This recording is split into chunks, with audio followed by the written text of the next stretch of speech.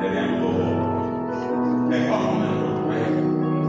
Pray for yourself, pray for your families, pray for the pastor of this church, my dear, pray for my wife, pray for my children. Pray for everyone, even the members of this church. Oh, Maria,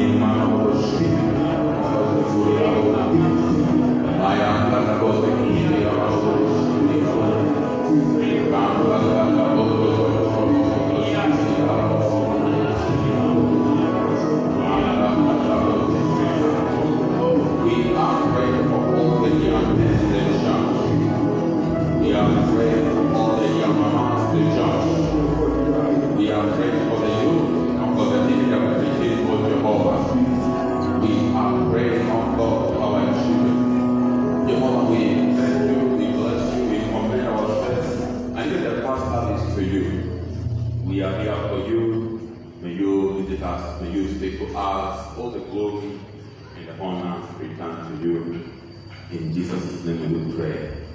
You are welcome to want to get seated and listen to one song, then we shall proceed.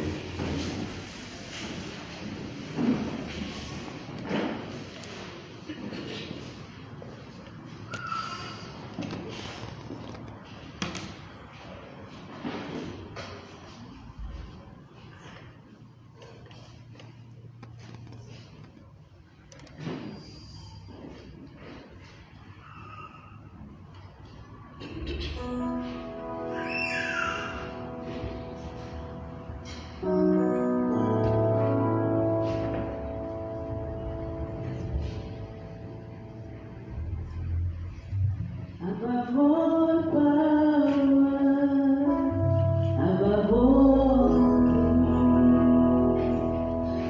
world began.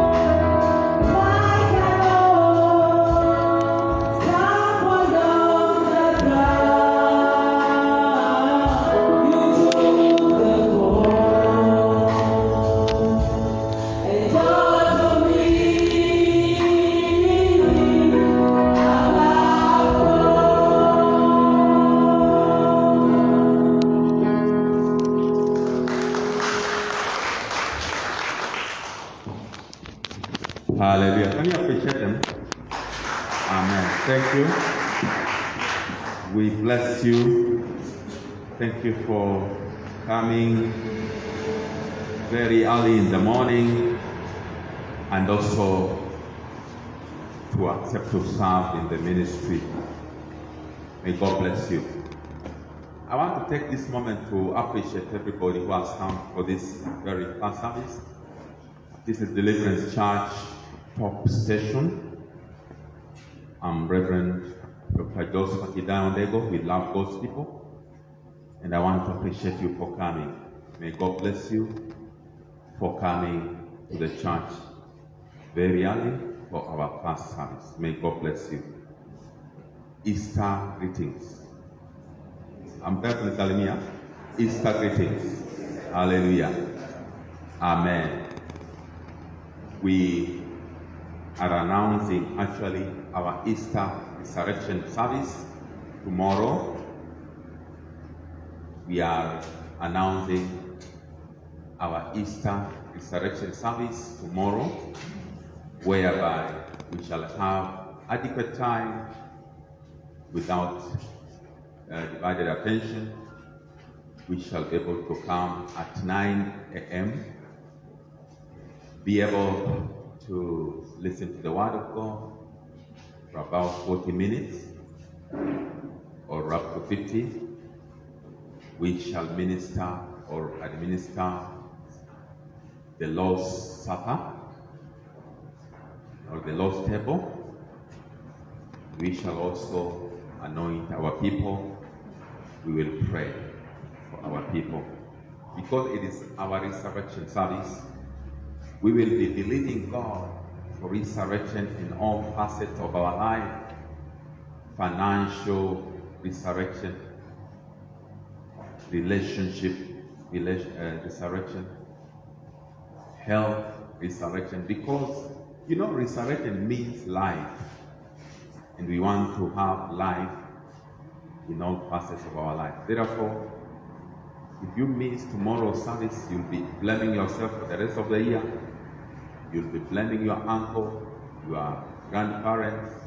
I want to invite you to come tomorrow at 9 a.m.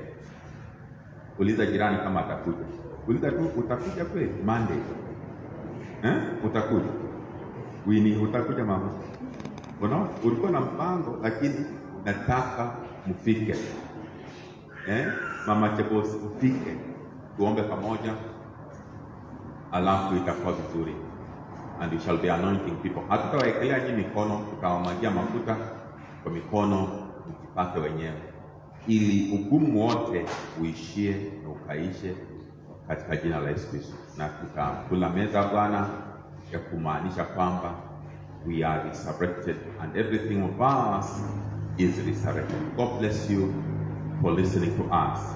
Now, allow me to invite all our guests who may be in our service. Today, we want to appreciate and be able to acknowledge the presence of our guests if they are in the midst of our service. Let me see whether they are there so that we can be able to give them our welcome card. Let me see whether they are in. We have any guest in this first service? Let me see. Hallelujah. Therefore, I take this moment to appreciate all the members. Put our hands together and appreciate all the members of this church. Amen. And I want to bless all the members of the church for your commitment. May God bless you in a big way. Amen. We are on Facebook and YouTube. We ask our people to subscribe to our YouTube. You can just search Deliverance Church, Top Station, or Redaya. You'll be there. You'll be able to get some of the messages you have missed. You can also search and subscribe to our Facebook page. You can do that. And may God bless you. We have uploaded many sermons on the YouTube and also on the Facebook. You can be able to get there and be blessed, even as we do a lot. Even this Wednesday, some of you, we preach when you are actually out for work. You can be able to get most of our Wednesday service actually sermons on the YouTube and also on the Facebook. So we request you to get some bundles and be able to subscribe to our Facebook and also YouTube, and you can be able to get us there. We are encouraging our dear members to help us redeem their pledges. They did pledge to help us redeem or even offset the Okombozi loan. We took the Okombozi loan and we have a balance of about 1 million. You can be able to redeem your pledge because last week, but one I think so, it was during Daughters of Faith, we took some papers and wrote some pledges.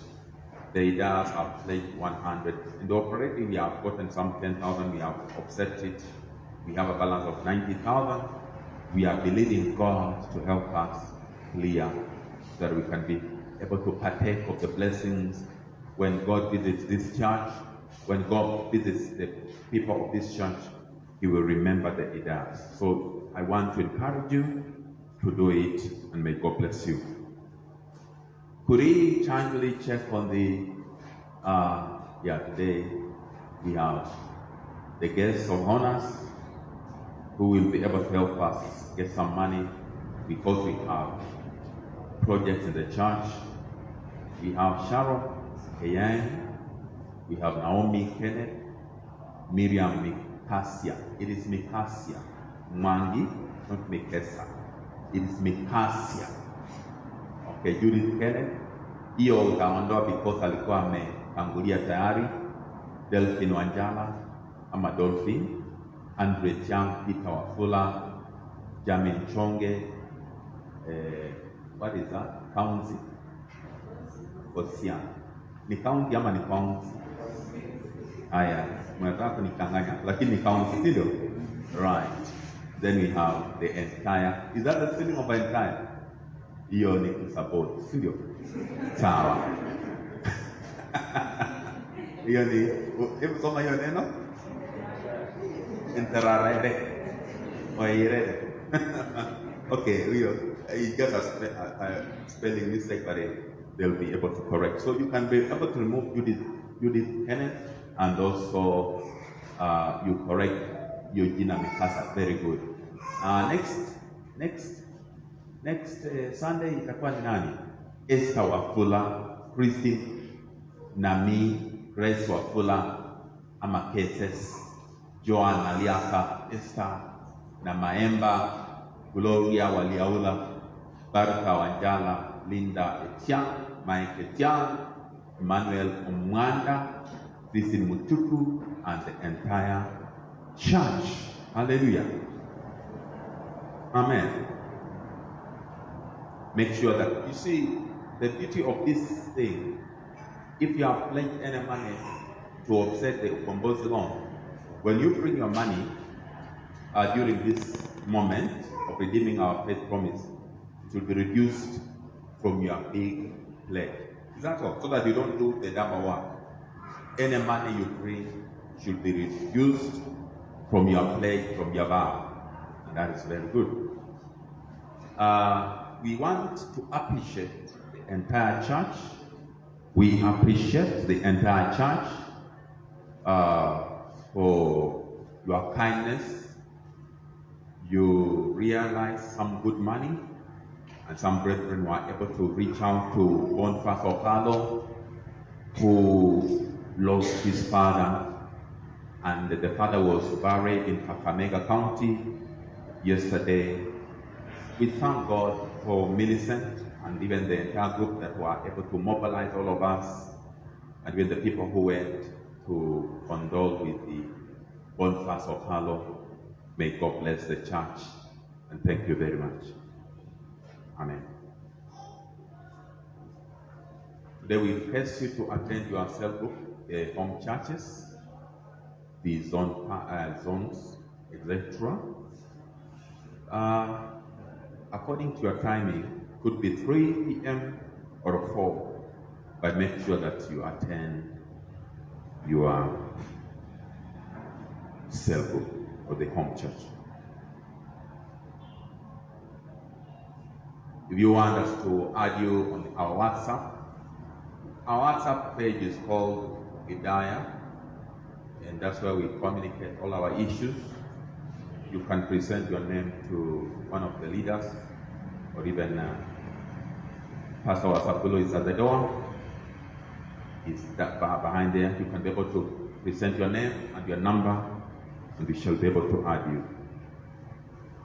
Our prayer schedule has come to an end, but that is not hooray, or tumefika mwisho sasa tukule na kuacha kuomba. We will be able to request the prayer champions to come in and bring in another program whereby we could possibly meet twice in a week, one of the evenings for prayers in this place. Therefore, we are waiting on you to direct us how we can be able to meet. Like, if it is too much, I think we can be able to meet once in a week, but it's possible even twice in a week. And let all people come and pray. Jesus asked, could you not tarry with me even for 1 hour? And it's possible we can tarry with Jesus Christ for 1 hour. We emphasize tomorrow we have a service here. It will be a prompt service. You don't want to miss it. Tell it to somebody else. We will be praying also for the sick. We will be praying for all kinds of things. That is our time to pray for our people and anoint them accordingly and bless them accordingly. We shall offer the Lord's table. We shall pray and anoint our people accordingly. Don't miss on the same. I don't know if it is true. Emmanuel Manguya wants to present the fiancé. Are you there? Nilimwona nje na fiancé amekuja kweli. Amekuja. Una imani anakuja? Sawa. Wacha tuamini na huyu ndugu kwamba kipenzi chake barafu ya roho unamwita mambo ama juice. Haleluya. Ako barabarani anafika, sio? Ama ni tomato, sio? Tomato sauce. Asante. Kwa hivyo tunatarajia, tunangojea pamoja. Akifika hata katikati ya ibada unapata ujasiri, unakuja kwa Pastor Leonard Mulindo, unamwambia majina yote ya huyo dada hatumjui, unamwambia miaka na siku gani tunaoana. Tuko tayari na tunaomba sana. Evans, na wewe unacheka, na wewe ndio next. Wewe Evans, wewe ndio unashikwa tena. Unaomba kauzio. Asante. Evans. Hallelujah. I think we are ready to listen to the word of God. Can somebody help me to distribute the sermon outline? Mama is doing. Mama, kuja. Huyu ni mama wa Msasili na huyu ni mama Leonard Mulindwa na huyo ni Pastor kuja. Huyu ni Kariuki. Kuna mwingine anataka ziko tu. Amen. Na huyu ni John Watch. Ulikuwa umeondoka lakini umefika. Unakuja sasa. Sasa watu wa Mungu wapewe wageni wako. Kama kuna wageni mseme. Hallelujah. Origi, I'm happy to see you. Thank you very much. God bless you. Amen. I'm happy. Frederick Omondi na kuona. Asante kwa kuja. Ubarikiwe sana. Kila mmoja wenu, asante kwa kuja. Tunawabariki katika jina la Yesu Kristo. Hallelujah. When we are ready, I'm also ready.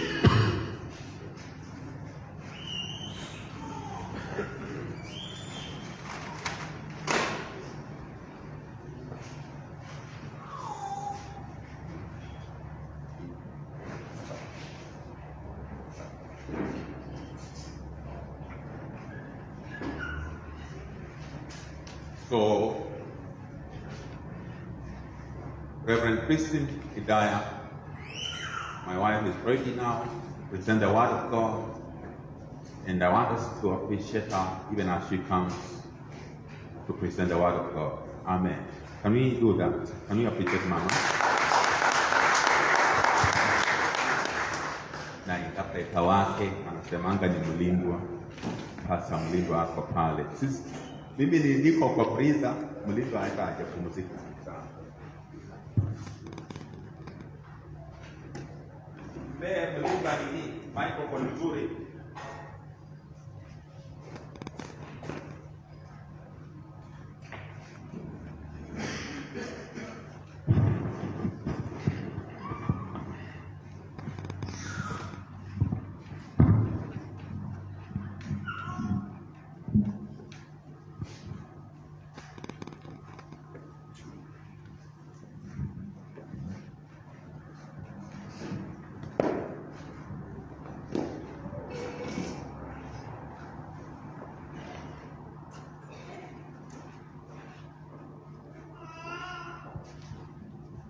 Amen. Praise God. Amen. Let's pray. Father, we want to appreciate you for this opportunity that you've given us. Thank you for the people that you have brought to church. We hope we commend ourselves into your able hands. Thank you, Lord, that you have a word for us this day. Just want to pray that your word will come with the influence of salvation in our life, and it will be able to bring the transformation that you would want us to receive. We give you glory, we give you the honor. In Jesus' name we pray. Amen. So we are continuing with the series we are calling How to Make Your Life Count. Kwa hivyo tuendelea na ule msururu ambao tulipa mada jinsi ya kusababisha maisha yako yahesabike. And this is part 3 of 4. Na hii ni sehemu ya 3 kati ya sehemu 4. Our topic today is succeeding in spite of your circumstances. Leo hii tunashughulikia hili swala la kufanikiwa hata ingawa hali hazipo sawa. And then our key scripture is the book of Genesis 39 verses 23. Andiko letu kuu latoka katika kitabu cha Mwanzo sura ya 39 mstari wa 23.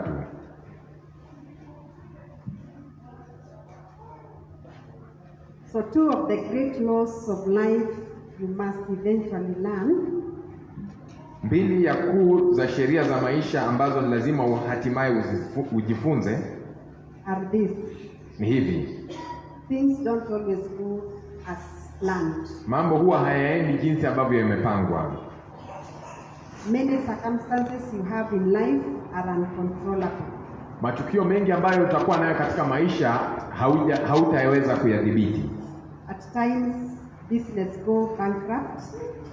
Wakati mwingine biashara zinasambaratika, zaanguka. Employees get fired. Wale waajiriwa wanachoka, Wanafutwa kazi. Wanafutwa kazi. Then students are denied scholarships. Na pia wanafunzi wanaomba Are denied scholarships. Wanafunzi wananyimwa pesa za kwenda kujifunza. Business plans collapse. Mipango ya biashara inaanguka. And at times friends desert you. Na wakati mwingine marafiki wanakutoroka. Many things in life are beyond our control. Mambo mengi katika haya maisha yanatupita. For instance, you didn't choose your parents and even your race. Kwa mfano, haukuchagua wazazi wako na hata kabila lako. The day of today, I want us to look at a man in the Bible. Leo hii nataka tumwangalie mtu katika Biblia who succeeded in spite of his circumstances. aliyeweza kufaulu hata ingawa mazingira hayakuwepo mazuri. And we are going to look at a man named Joseph. Tutamwangalia mtu aliyeitwa Yusufu, who really made his life count. ambaye aliishi hakika maisha yake vyema. He went from a prisoner, a slave in prison, to becoming the second highest ranking person in the nation of Egypt. Alitoka kuwa mtumwa, mfungwa, kisha akaelekea akakuwa mtu ambaye mamlaka ya juu zaidi wa pili katika nchi ya Misri. He went from the pit to the palace. Alitoka kwenye shimo hadi kuingia katika ikulu. He had a success story. Alikuwa na hadithi ambayo ilikuwa ni ya ufanisi. And he showed that what counts in life are not your circumstances but your character. Akaonyesha katika maisha ambacho kinatokelezea cha muhimu sio hali zako bali ni tabia yako. The Bible says that character, not circumstances, will determine what you do with your life. Ya kwamba Biblia inasema tabia zako sio hali zitaonyesha kile ambacho utafanya katika maisha. Let's read Genesis 39 and verses 23. Tusome hiyo kitabu ya Mwanzo sura ya 39 mstari wa 23. Genesis 39 and verse 23 says, the Lord was with Joseph and gave him success in whatever he did.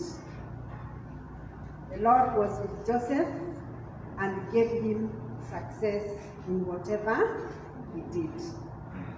Now let's be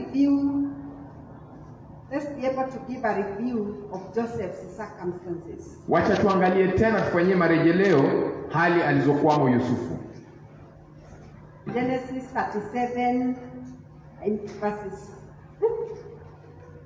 37 to chapter 37 to chapter 50. It's a long one. Yeah, but you know. It is giving us the story of Joseph.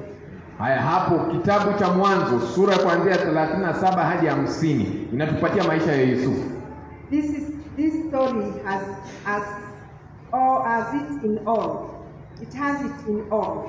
Katika hii hadithi kuna pale mambo yote.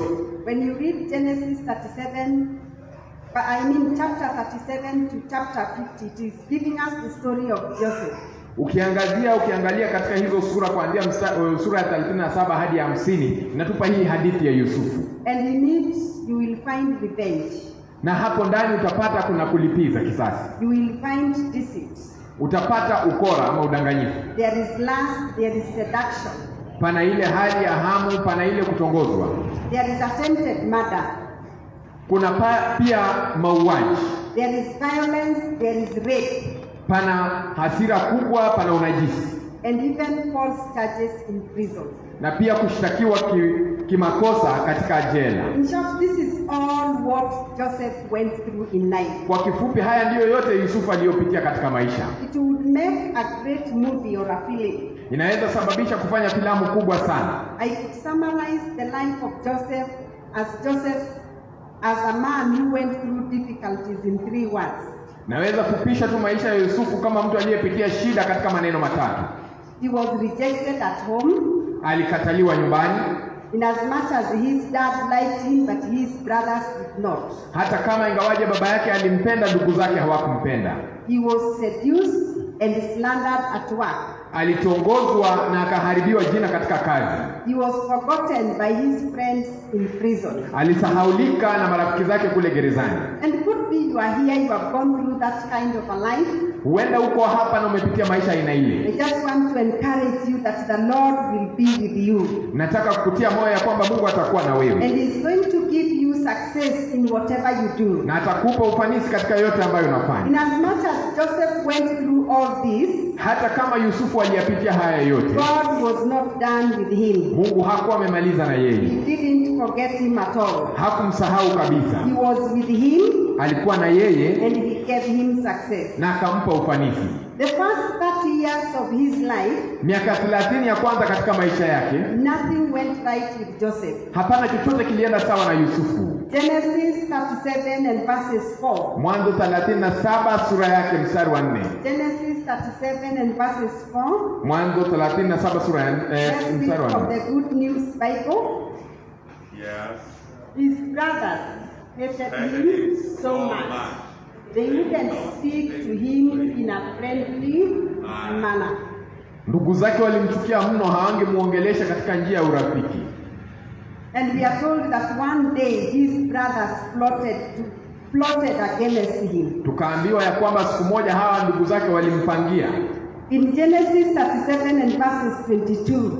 Katika Mwanzo 37 mstari wa 22. Genesis 37 and verses 22. Good News Bible. Let's read.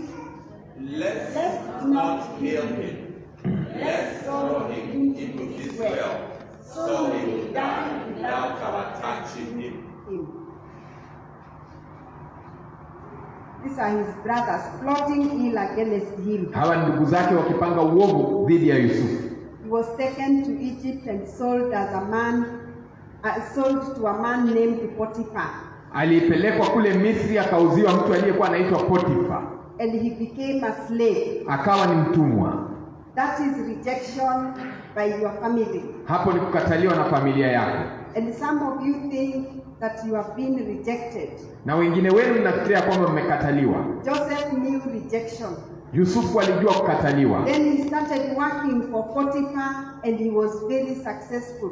Akaanza kumfanyia kazi Potifa na akawa amefanikiwa sana. He was put in charge of everything in the home. Akawa anasimamia kila jambo pale nyumbani. But Potiphar's wife got eyes for Joseph. Lakini naye mkewe Potifa akapata kumuona Yusufu kivingine. And she tried to seduce him. Akajaribu kumtongoza.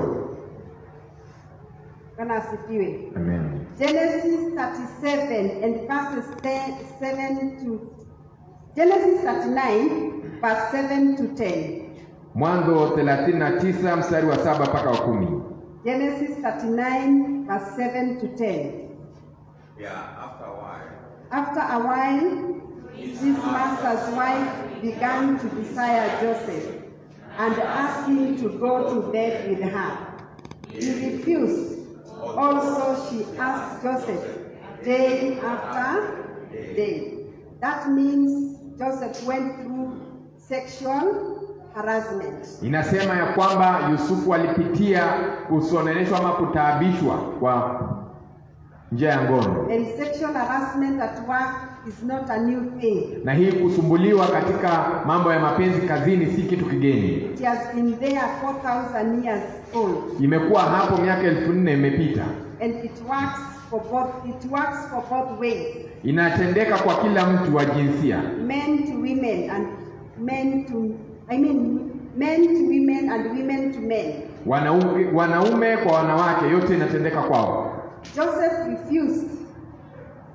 Yusufu alikataa. He holds on to his morals. Alisimamia maadili yake. At one point in a fit of passion, it says she grabbed him by the robe and he splitted out of it and he lost his coat but kept his character. Ya kwamba kwa wakati mmoja alipozidiwa na hisia, inasema Biblia ya kwamba alimkamata na kumkumbatia Yusufu kwa nguvu, naye Yusufu akaponyoka ingawaje aliwacha koti lake. We are speaking to our people this morning. Tunawanenea watu wetu asubuhi hii. And we want to encourage our people to keep their character. Tunataka tuwatie moyo ya kwamba nyinyi muhifadhi maadili yenu. Especially when it comes to our morals. Kisha ikija kwa hapo pa maadili. If there is a sin that you can be able to do away with easily, iwapo pana dhambi ambayo inafaa uitoroke kwa kirahisi, is the sin of sex. Ni hii dhambi ya ngono. When it comes to sexual harassment, the Bible says you flee. Inapokuja katika kudhulumiwa katika haya mambo ya ngono, Biblia inasema ya kwamba utoroke. You don't play about with it. Hauanzi kucheza nayo. If you play about with it, you will fall. Ukicheza nayo utaanguka. Whether you are a pastor, whether you are a whatever, you will fall. Iwe wewe ni mhubiri, iwe wewe ni nani, utaanguka. So you need to run away from it. Inafaa uitoroke. And Joseph knew this. Na Yusufu alijua hili. That's why he left his coat to be able to, he left his coat behind. Ndio kwa maana yeye ilibidi awache koti lake nyuma. Because he wanted to keep his character. Maana yeye alitaka kuhifadhi tabia yake nzuri. An encouragement for our youth and teenagers. Kukuatia moyo vijana wetu. It is possible to live a pure life. Ni sawa, inawezekana wewe kuishi maisha ambayo ni mema. Especially when it comes to our morals. Kisha ikikuja upande wa maadili. What we are saying is flee away from sexual immorality. Twasema hivi, toroka haya mambo ya kudhulumiwa kingono. So this woman, Miss Potiphar, framed him. Huyu mke wa Potiphar. Hell hath no fury like a woman scorned. Alimkumbatia sana Yusufu, lakini hapana mtu ambaye ana hasira kama mwanamke ambaye amedhulumiwa.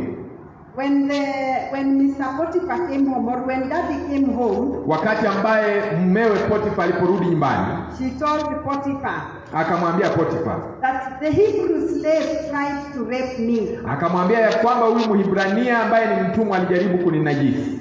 Bwana asifiwe. Amen. Kwa mama na wazee, wacha tuweke morals zetu ziwe sawa. Bwana asifiwe. Amen. Bwana asifiwe. Amen. I know if there is a sin that has a weakness, is the sin of sexual immorality. Najua ile dhambi ambayo inafanya watu wakuwe wadhaifu ni hiyo dhambi ya ngono. And many have fallen. Na wengi wameanguka. And it is eating us up. Na inatukula. We are telling our people to flee sexual immorality. Tuambia watu wetu mtoroke hiyo dhambi. And to run away from it. Na tutoroke tukimbie. Let's be able to emulate Joseph. Wacha tumuige Yusufu. He ran away from it. Aliitoroka. And he kept his character. Na kisha akahifadhi tabia yake nzuri. So he has been thrown into the prison for a crime he didn't commit. Kwa hivyo sasa ametupwa gerezani kwa kosa ambalo hakufanya. He has been falsely accused. Ameshtakiwa kimakosa. Things are going from bad to worse. Mambo yameenda kutoka mbaya hadi mbaya zaidi. He gets into prison. Anaingia kule jela. And there he is forgotten by his friends. Hapo pia anasahaulika na rafikize. He befriended two of Pharaoh's staff members. Alikuwa rafiki ya baadhi ya wale ambao walikuwa ni waajiriwa wa Farao. And he said, akasema, by the way, yani hivi, if you ever get out of this prison, iwapo mtawahi toka katika hili gereza, remember me. Nikumbukeni. He had helped them out. Alikuwa amewasaidia. And once one of them got out, he promptly forgot all about Joseph. Kisha mmoja wao akaweza kuondoka jela, lakini mara tu akamsahau Yusufu. We thank God because God cannot be able to forget us. Tuwashukuru Mungu kwa sababu yeye kamwe hatawahi kutusahau. People may forget you. Watu wanaweza kukusahau. God will not forget you. Mungu hatakusahau. In Genesis 40 and verses 14 to 23. Mwanzo sura ya 40 mstari wa 14 hadi 23. The Bible says, Biblia yatuambia, please remember me when everything is going well. Munikumbuke wakati mambo yote yanaenda vyema. For when everything is going well for you. Wakati mambo yote yanaenda vyema kwenu. And please be kind enough to mention me to the king and help me get out of this prison. Na muwe wakarimu sana ili ya kwamba mnitaje mbele ya mfalme, mnisaidie mimi niondoke mahali hapa. But the wine steward never gave Joseph another thought. He forgot all about him. Lakini yule hakuwahi tena kumfikiria ama kumwazia Yusufu, alisahau kabisa kuhusu Yusufu. And to some of us we think that God has forgotten us. Na wengine wetu wadhani ya kwamba Mungu ametusahau. Maybe things are not working the way you had planned. Labda mambo hayatendeki jinsi ambavyo ulikuwa umepangia. Things are not going the way you had, as the year began, the way you thought it would be. Mambo hayaenendi jinsi ulivyopanga kuanzia mwanzo wa mwaka. I want to tell you that God will not forget you. Nataka nikwambia kwamba Mungu hatakusahau. He has promised to be with us and never to leave us at all. Ametuambia kwamba ametuahidi atakuwa na sisi na hatawahi tuacha kamwe. Sometimes jealous people will try to hurt you. And immoral people will try to tempt you. Wakati mwingine watu wawivu watajaribu kukudhulumu na wengine wa uovu watajaribu kukutia majaribu. And even ambitious people will try to use you. Na wengine pia watajaribu kukutumia. But you can still succeed if you have your Lord in your life. Lakini bado unaweza fanikiwa ikiwa wewe uko na Bwana wako maishani mwako. You will succeed. Utafanikiwa. Tell your friend, in as much as the year 2021 seems not to be working the way you had planned, you will succeed. Mwambie rafiki yako ya kwamba ingawaje mwaka huu wa 21 unaenenda jinsi ambavyo haukupangia, bado wewe utafaulu. You will succeed. Utafaulu. Genesis 39 and verses 23. Mstari wa 23 sura ya 39. I want us to read that in the NIV Bible.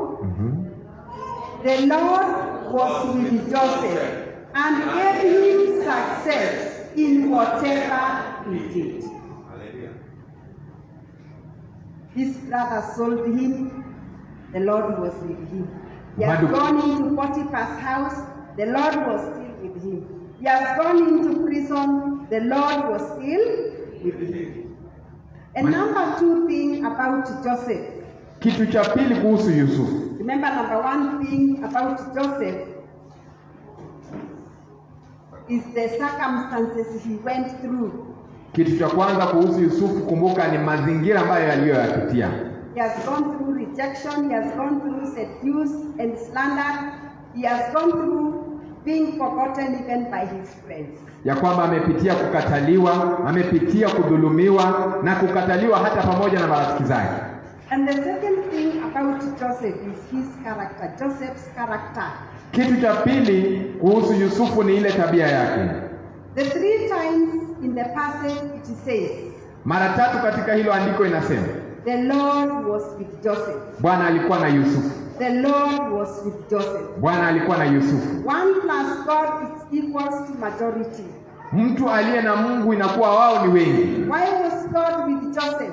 Mbona Mungu alikuwa na Yusufu? It's because of his character. Ni sababu ya tabia yake. How can I make an impact when it seems like everything is conspiring to make me mediocre or an ordinary person? Ya kwamba nitafanyaje kuwa maarufu iwapo kila kitu kinakusanyika kutenda kinyume na yale ambayo nadhani. I want to encourage you to keep your character. Nataka nikutie moyo ya kwamba wewe hifadhi tabia yako nzuri. Keep your character. Kuwa na tabia nzuri. Your character will make a way for you. Tabia yako itasababisha njia kwako. Make a way for Joseph. Ilisababisha njia kwa He Yusufu. succeeded because of his character. Alifanikiwa sababu ya tabia yake. Remember, we are talking about how to make your life count. Kumbuka tunasema kuhusu kufanya maisha yako yahesabike. Your life will count if your character is good. Maisha yako yatahesabika iwapo tabia yako ni nzuri. You need to do 3 things. Unafaa kufanya mambo matatu.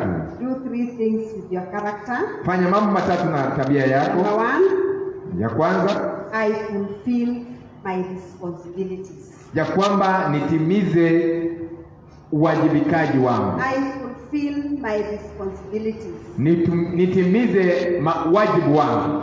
God has given you responsibilities to fulfill. Mungu amekupa wajibu utekeleze. I don't know how much you are fulfilling the responsibilities that God has given you. Sijui ni kiwango gani unatekeleza yale majukumu ambayo Mungu amekupa. Both in the church, at home, at your place of work, and even in the community at large. Hapa kanisani, nyumbani na hata katika jumuiya kwa ujumla. I need to fulfill my responsibilities. Ninafaa nitekeleze majukumu yangu. Wherever you are, Popote ulipo, do what God has called you to do right there. fanya kile Mungu amekuita kufanya pale pale. A very, very important thing about Joseph. Kitu cha muhimu sana kuhusu Yusufu. Joseph was dependable. Yusufu alikuwa ni mtu wa kutegemewa. Joseph was reliable. Yusufu alikuwa ni mtu ambaye ungemtegemea. I don't know whether we can depend on you even here in church. Sijui kama tunaweza kutegemea wewe hapa kanisani. Are you dependable in the church? Wewe ni mtu wa kutegemewa. Are you dependable even at your home? Wewe ni mtu wa kutegemewa hata nyumbani. Are you dependable at your place of work? Unategemewa kule kazini. Whereby when you are not there, something is missing.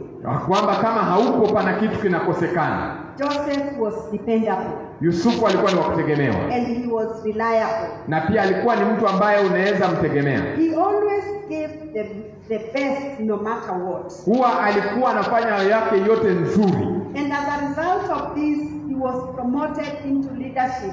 Na kwa sababu ya hiyo aliinuliwa mamlaka. He was given a greater responsibility. Akapewa mamlaka ya juu. Some of us want to be promoted, yet even the small responsibility that you have been given imetushinda kufanya. Ya kwamba wengine wetu tunataka tupandishwe madaraka ama cheo, lakini vile vidogo ambavyo tumepewa bado hatujatekeleza. Promotion will come when you fulfill your responsibilities. Kupandishwa cheo kutakuja wakati ambapo tutatekeleza majukumu yako. Even at your place of work, promotion will come if you fulfill your responsibilities. Hata kule kazini kupandishwa cheo kutakuja wakati unatekeleza majukumu yako. Bwana asifiwe. Amen. We are telling our people to fulfill the responsibilities that God has given them. Tuambia watu wetu ya kwamba mtekeleze majukumu ambayo Mungu amewapa. God has given you a responsibility as a father, as a mother, as a member of this church. You have a responsibility to fulfill. Ya kwamba Mungu amekupa majukumu kama baba, mama, kama mtu wa kanisa hili, Mungu amekupa majukumu ya kutekeleza. And you need to be dependable. Na unafaa uwe ni mtu wa I kutegemewa. want to thank God for those people who are dependable, that we can depend, we can count on them. ya kwamba tumshukuru Mungu wale ambao tunaweza wategemea, ya kwamba unaweza wahesabu wao wako na wewe, be among those people. kuwa mmoja wa wale watu. Firstly, as a slave, he was dependable. Kwanza kama mtumwa, yeye alikuwa na wakutegemewa. Genesis 39 and verses 6. Mwanzo 39 mstari wa 6. Genesis 39 and verses 6. What does it say? Potiphar gave Joseph complete responsibility over everything he owned.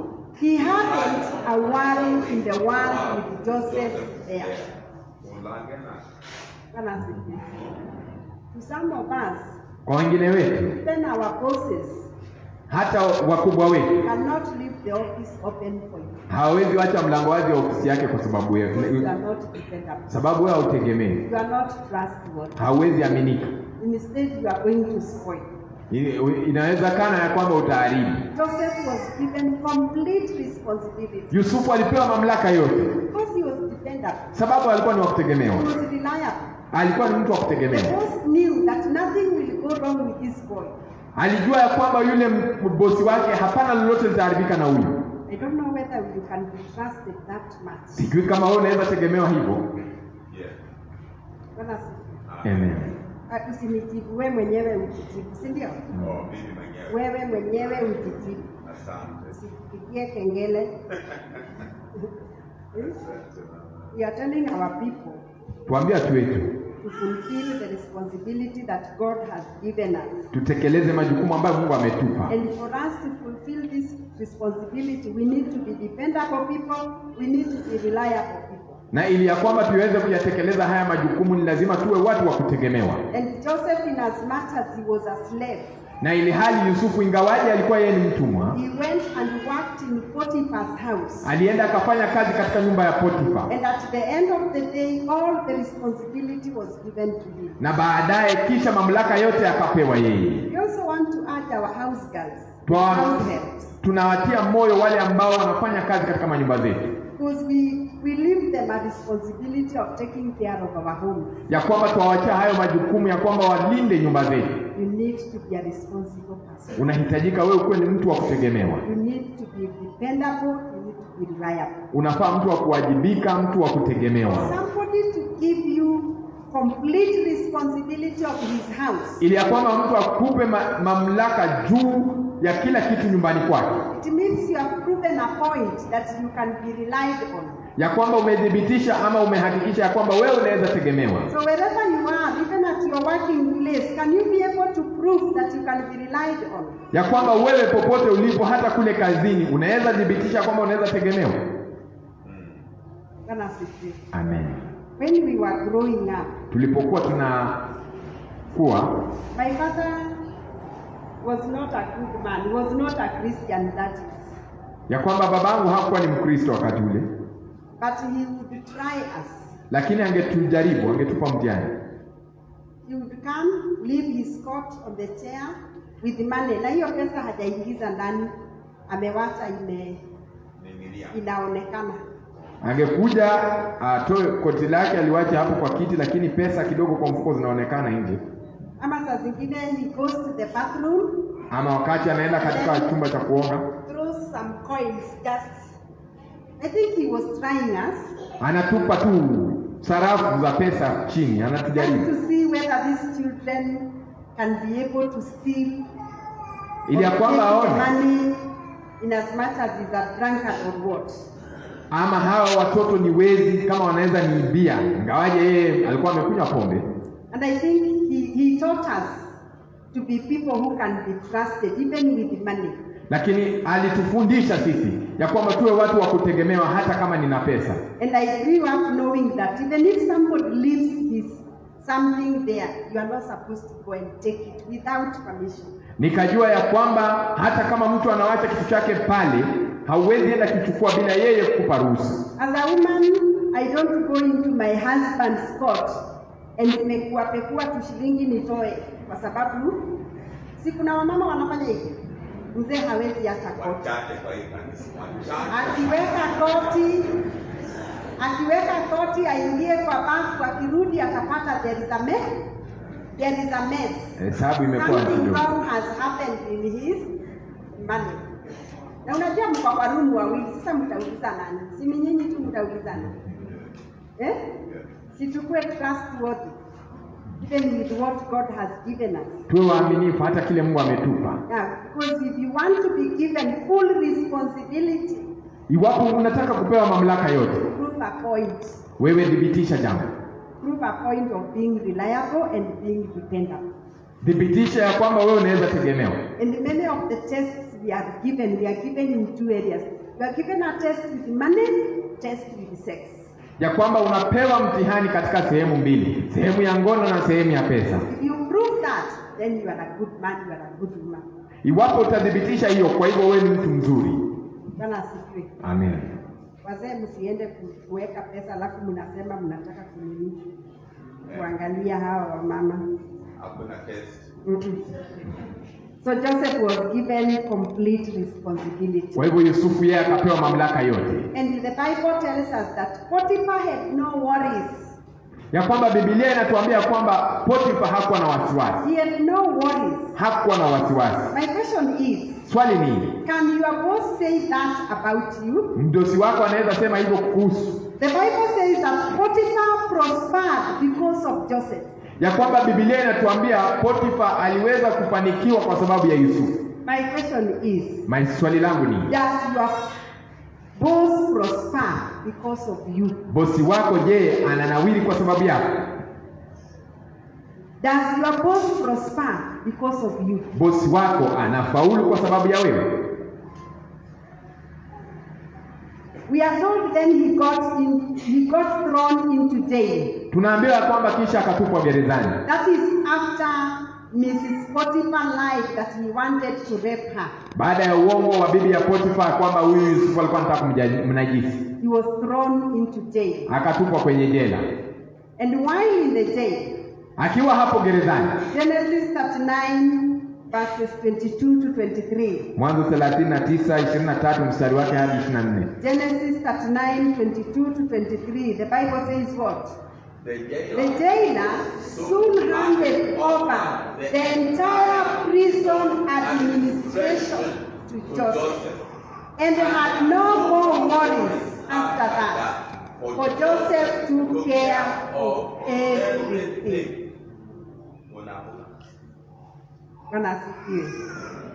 Imagine in the prison. Fikiria kule kwenye jela. The jailer handed over the entire prison administration to Joseph. Mkuu wa gereza kisha akatoa mamlaka yote, akaweka mamlaka yote kwa Yusufu. And had no worries after that. Na hakuwa na wasiwasi baada ya hapo. For Joseph took care of everything. Maana Yusufu alishughulikia kila jambo.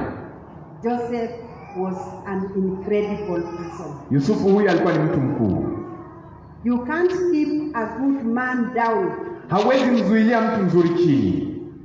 As a prison he succeeded. Katika jela alifaulu. In the prison, as a slave he succeeded. Kama mtumwa pia alifaulu. And now in the jail he still succeeding. Pia kule gerezani bado yeye anafaulu. He gets thrown into prison and the next thing he is assistant warden. Ya kwamba anatupwa gerezani kisha baadaye kitu kinachofuata yeye ndio wa pili katika ukuu katika gereza. The cream always rises to the top. Kila cream inakuwa juu ya maziwa. If you are a good person, if you are a good man, always your gifts make way for you. Iwapo wewe ni mzuri, kila mara vipawa vyako vitatengeneza njia kwa ajili yako.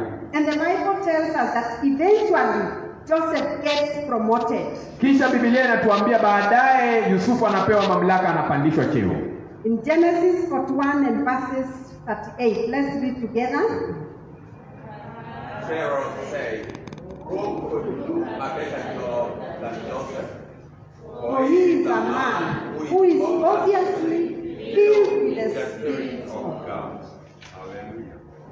Your success ufanisi wako is connected to the Spirit of God.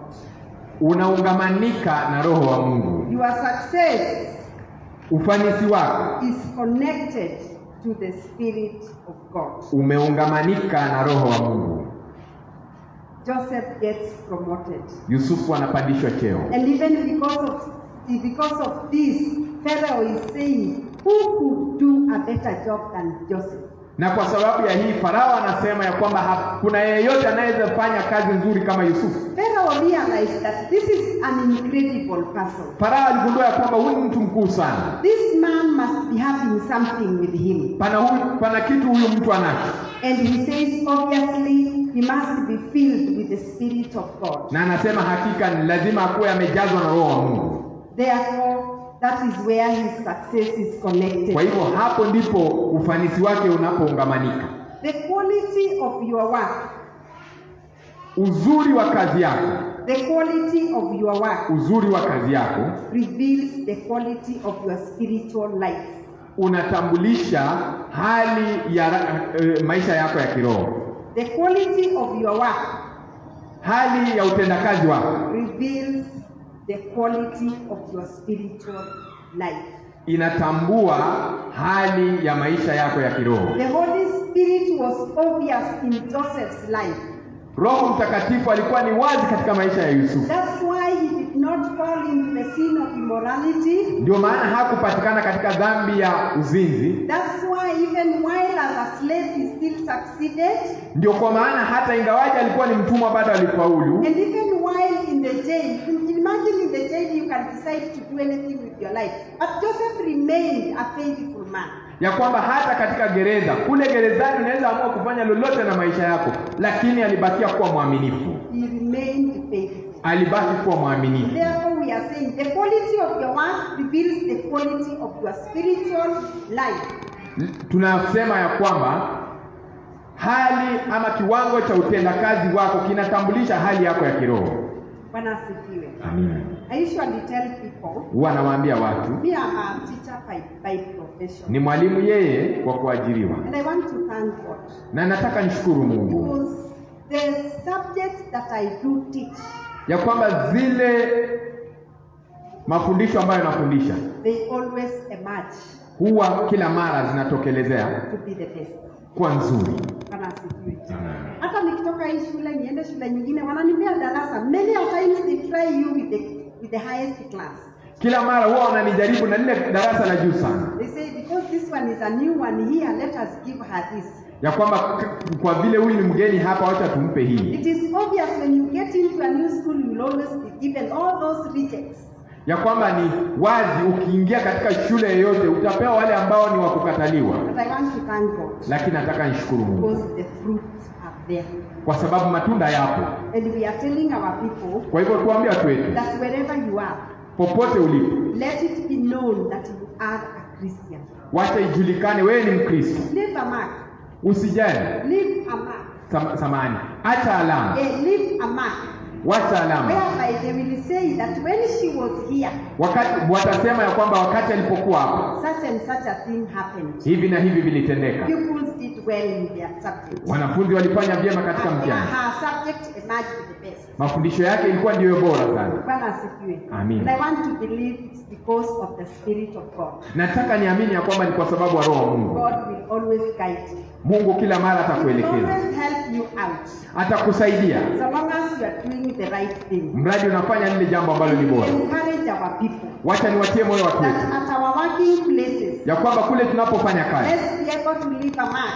wacha tuwache alama. Let's be able to leave a mark. Tuwache alama. Let people say that indeed you are obviously filled with the Holy Spirit. Wacha watu waseme ya kwamba hakika umejazwa na Roho Mtakatifu Because of the work that you do. kwa sababu ya kazi ambayo unafanya. Bwana asifiwe. Amina. Bwana asifiwe. Amen. Don't be the kind of person that when you are there you will work because you are being supervised. Usiwe aina ya mtu wa kwamba unapokuwa pale ni lazima mtu awe amekusimamia ndio ufanye kazi. And without supervision you cannot move. Na bila kusimamiwa hauwezi songa. You need to leave a mark.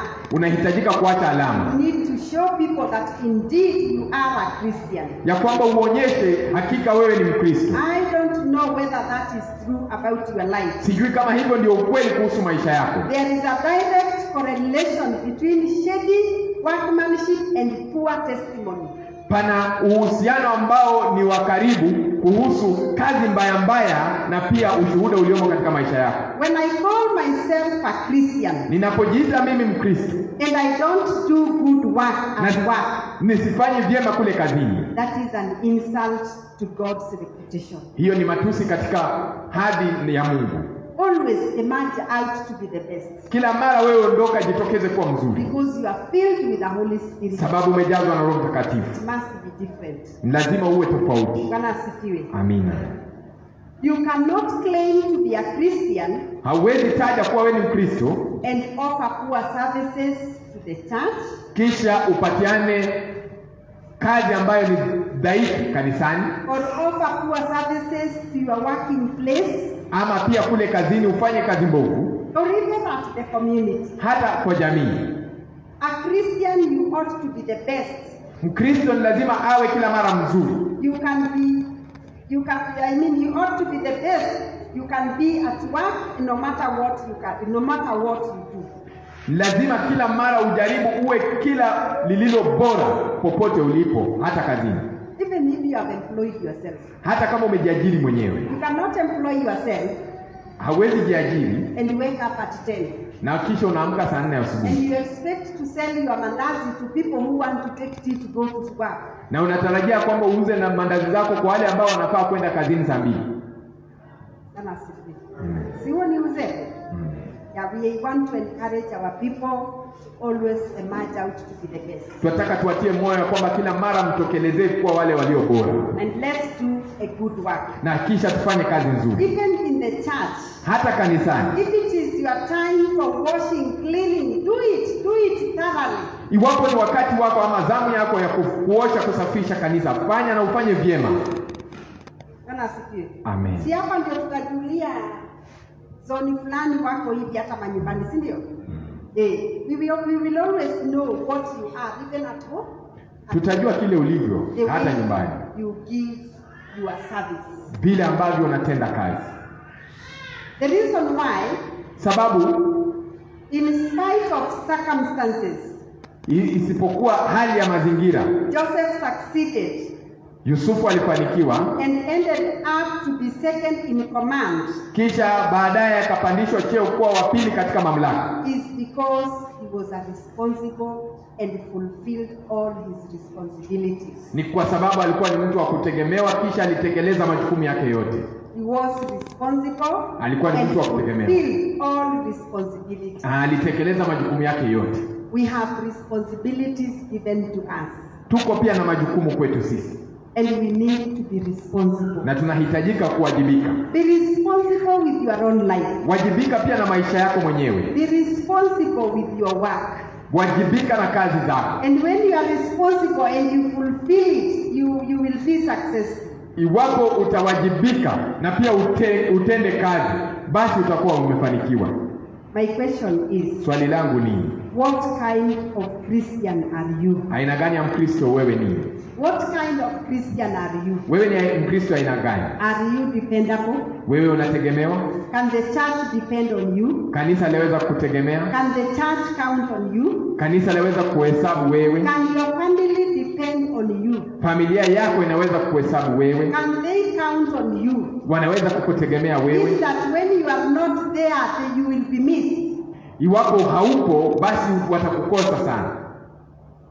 Bwana asifiwe. Amina. We need to be we need to be responsible Christians. Ni lazima tuwe Wakristo wanaowajibika. Joseph was responsible. Yusufu alikuwa anawajibika. He was responsible. Alikuwa anawajibika. And then we have the law of success.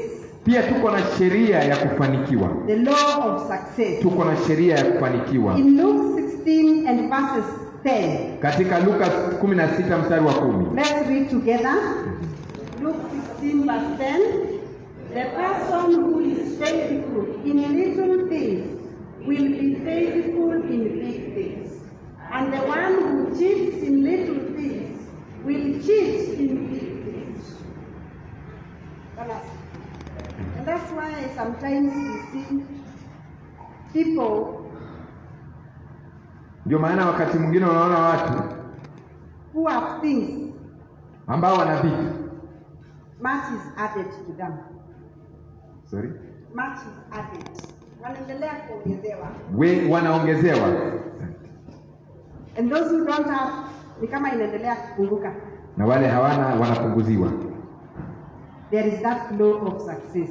Pana hiyo sheria ya kufanikiwa. That if you are faithful in little things, Iwapo wewe ni mwaminifu katika mambo madogo, you will be faithful in bigger things. pia utakuwa mwaminifu kwa mambo makubwa.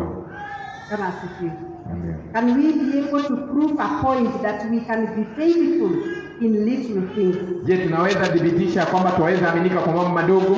Because if we are faithful in little things, we will also be faithful in bigger things. Maana ukiwa unaweza aminika kwa mambo madogo, unaweza aminika pia kwa mambo If makubwa. you are faithful in small responsibilities, even when you are given more responsibilities, you will be faithful. Iwapo unaweza kuwa mwaminifu katika wajibu mdogo, kisha uwajibikaji ukiongezeka, pia unaweza kuaminika. And some people think that when I succeed, Watu wengine wanadhani ya kwamba nitakapofanikiwa, then they are going to be faithful. kisha hapo nitaweza kuwa mwaminifu. What are you doing about the day?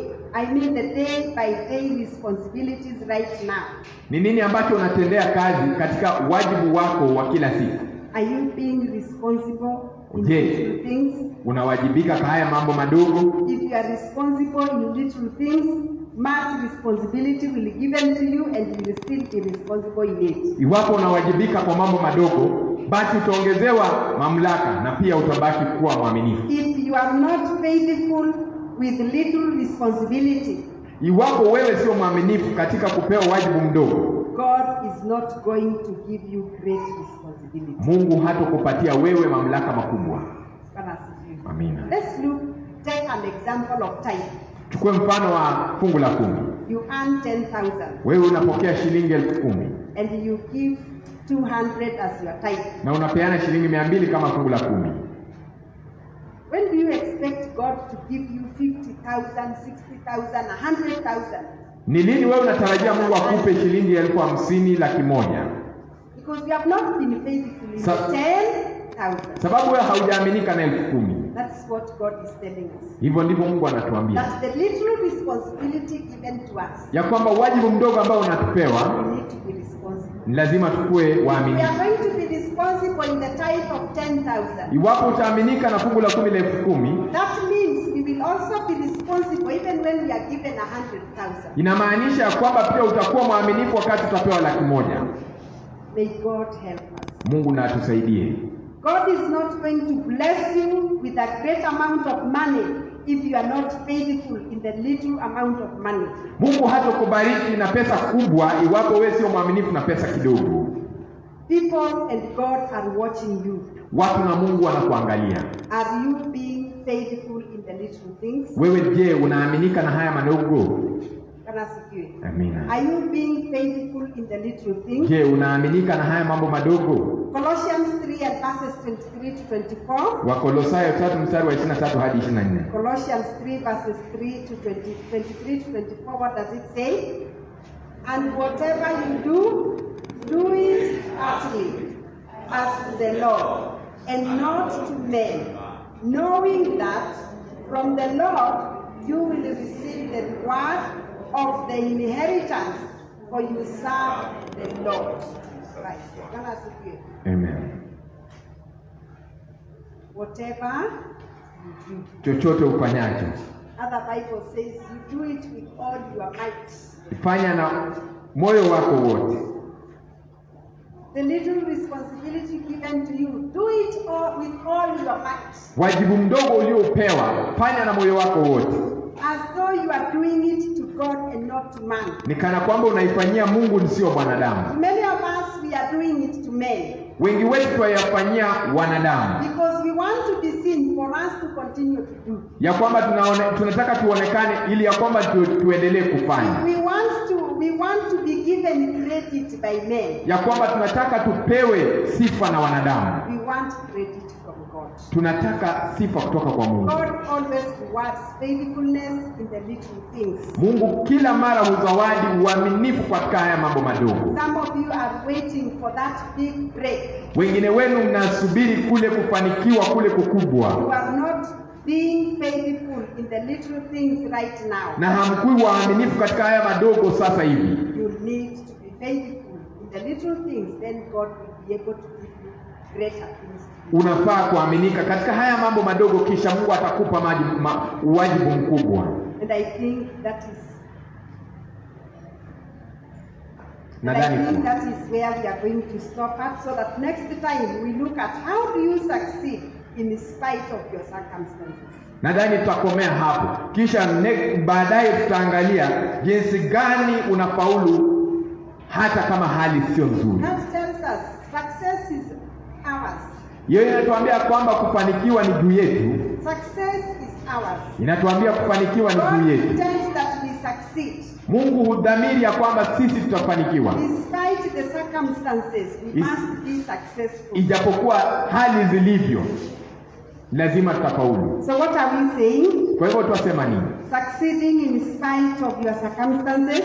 Kufaulu ijapokuwa ya hali ya mazingira. Number one, we have looked at Joseph's circumstances. Kwanza tumeangalia mazingira aliyokuwa Yusufu. He went through many things in life. Alipitia mambo mengi maishani. And in all the things he went through, he still succeeded. Na katika haya yote aliyopitia bado alifaulu. He emerged out to be the best. Akatokelezea kuwa yeye ndio bora. Then we have also looked at his character. Pia tukaangalia tabia yake. And under his character, we have said God has given us a responsibility to fulfill. Katika hiyo tabia yake tukaona ya kwamba Mungu ametupa wajibu wa kutekeleza. And I must fulfill my responsibility. Na lazima nitekeleze wajibu wangu. As an individual, as a person, I need to be dependable, I need to be reliable. Kama mtu binafsi ni lazima nitegemewe, ni lazima niwe mtu wa kuaminika. And we have looked at Joseph's life. When he was a slave, he was given a responsibility and he did it to his best. Tukaangalia maisha ya Yusufu alipokuwa mtumwa, alipewa wajibu na akatekeleza vyema. When he was put to jail, he still did it to his best. Na kia alipokuwa gerezani alifanya vyema pia. And eventually we see him being promoted. Kisha tunaona yeye akipandishwa cheo Because of his faithfulness. sababu ya uaminifu wake. Bwana asifiwe sana. Amina. We will be able to wind up from that, the law of success, then we will begin on number B. Next time. Tutatamatisha hapo katika sheria ya kufanikiwa, tutaanzia hapo tena baadaye. Amen. I know we are going through, this is our Easter season. Najua tuko katika msimu wa Pasaka. When we remember the death and the resurrection of our Lord Jesus Christ. Tunapokumbuka kifo kisha kufufuka kwa Yesu Kristo Bwana wetu.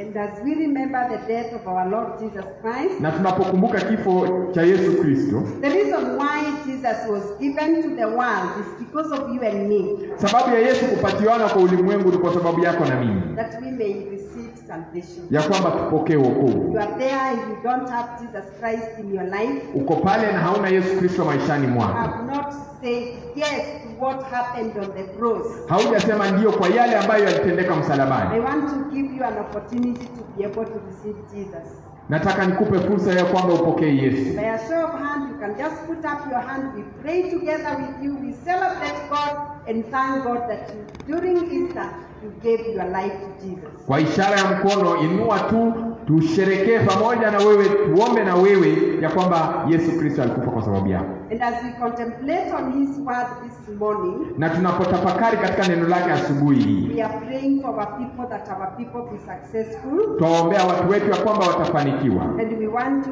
pray that in as much as we are going through hardship, we are going through circumstances of life. Ya kwamba ingawaje unapitia hali ngumu katika maisha, we need to put our character number one. Ya kwamba tuweke tabia yetu iwe nzuri, jambo la kwanza. Our morals, our character should be number one. Maadili yetu, tabia zetu ziwe nzuri, jambo la kwanza. Let's be able to stand. Tuweze kusimama juu. Wacha tusimame na tukaweze kumshukuru Mungu kwa nafasi hii na kwa wakati huu ambao ametupatia.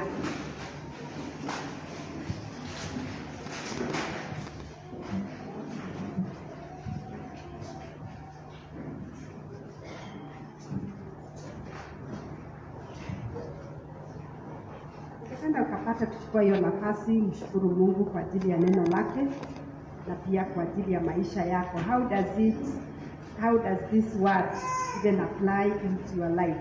Neno lake latenda kazi vipi katika maisha yetu? I know many of us have been tempted in many areas like Joseph.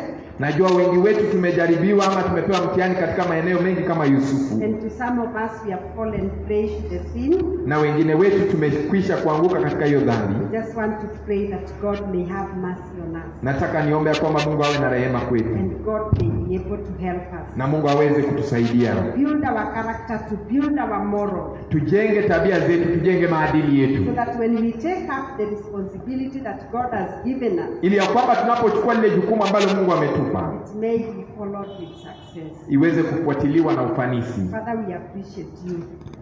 We bless and honor your name this morning. We are saying thank you, King of Glory, because there is no one like you. Thank you, Father, because you understand the circumstances of life. At times, life does not just go the way we planned it, but your plans succeed, O Jehovah. We just want to commend ourselves before you and pray that Jehovah, you will help us. In as much as we may be tempted in all these areas as Joseph was tempted, our character, my Father, may come out to the best.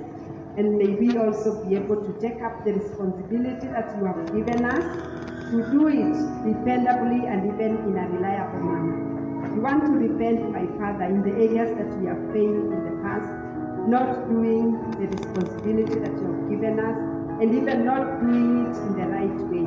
We just want to pray that God, you have mercy on us. Forgive us and help us, oh God, even to begin emulating Joseph, oh Jehovah, and doing it right, just as though we are doing it to God and not unto man. We thank you and we honor your name. We appreciate you, my Father, because of your people. We commend your people in unto you, Jehovah. Lord, the responsibilities given to them, Father, you will be able to help them. Wherever they are, oh God, in the village, in the community, in their homes, and even in their working places, let them not be able to emerge to be the best, oh Jehovah. Wherever they are, my Father, I pray that they will leave a mark, whereby God it will be said that there was a Christian boy, there was a Christian girl in this place. We bless you and we honor thee. We worship you, Lord, and we magnify your name. In Jesus' name we pray.